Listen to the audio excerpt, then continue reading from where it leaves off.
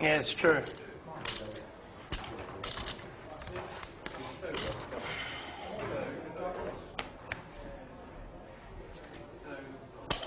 Raise up to 6,000. Tom opens to 6,000 here, double the raise he's been making from the button previously, with 7 deuce. That's highly unusual. I had your 7 again. I wanted to just take it down. You don't have to do Tom 7. announces his hand, and Sammy doesn't believe him. You don't have to do 7.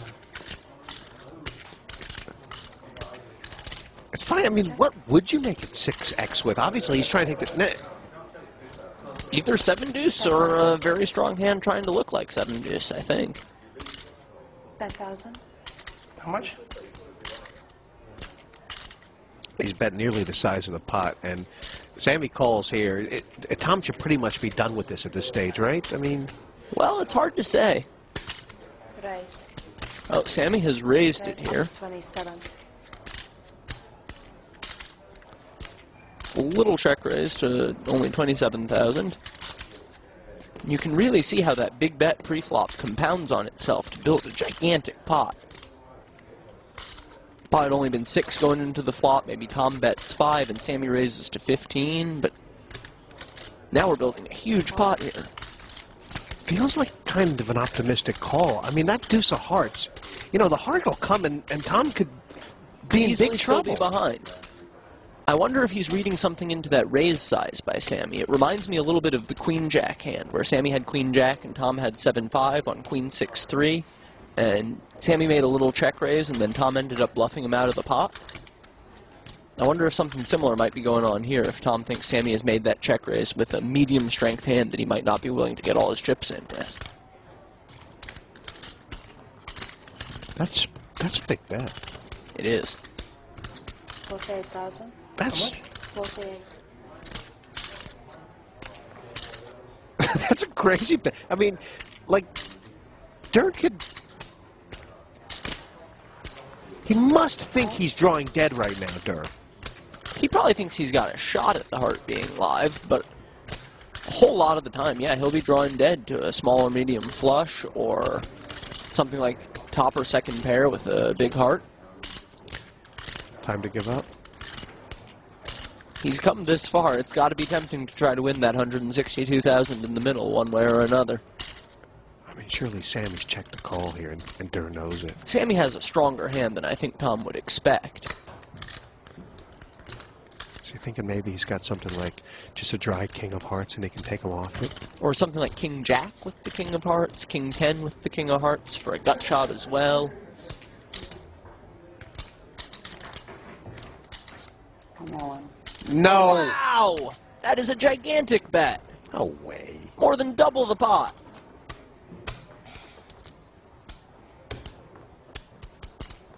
What is Sammy going to do here? This is making things awfully tough on him. You know, he's checked there. He's checked there to call instantly, hasn't he? And now... That was the plan, but that plan goes out the window and your opponent bets over double the pot. He doesn't have 479, but he's got a lot of chips. About 360, I believe.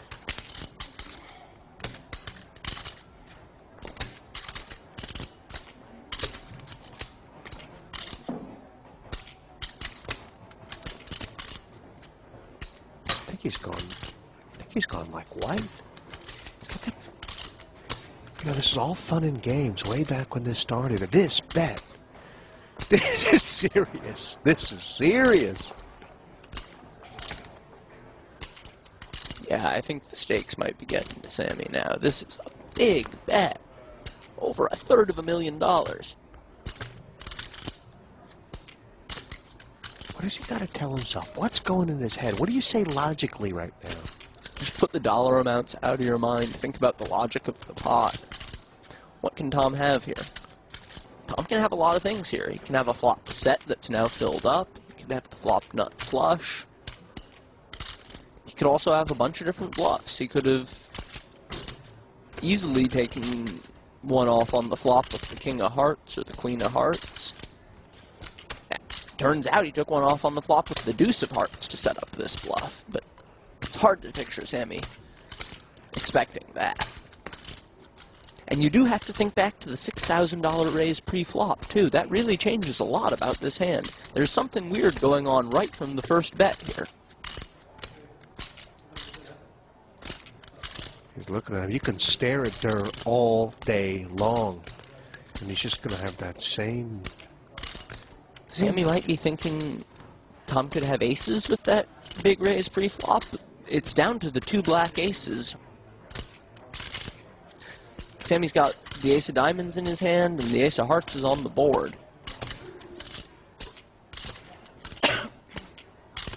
Would he have played aces like this? Quite conceivably. There's no street where I think he definitely would have done something different.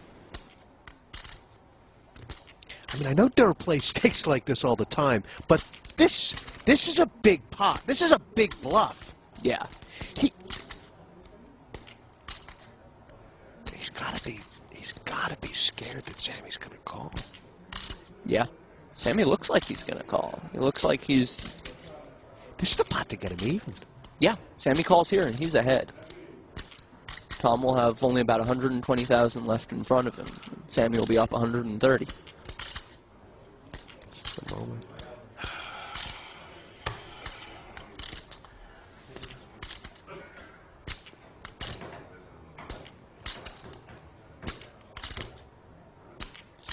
Looks like Sammy might be getting ready to get rid of those cards.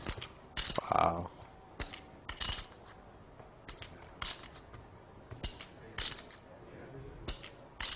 Oh, you can't fold, Sammy.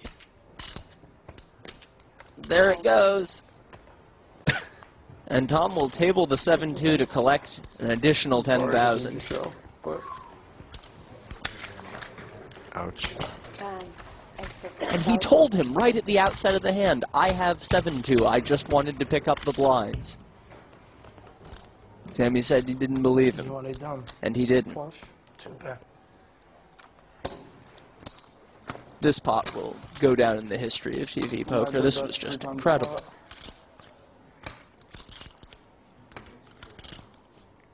There's an elephant in the room. It's the 7 deuce.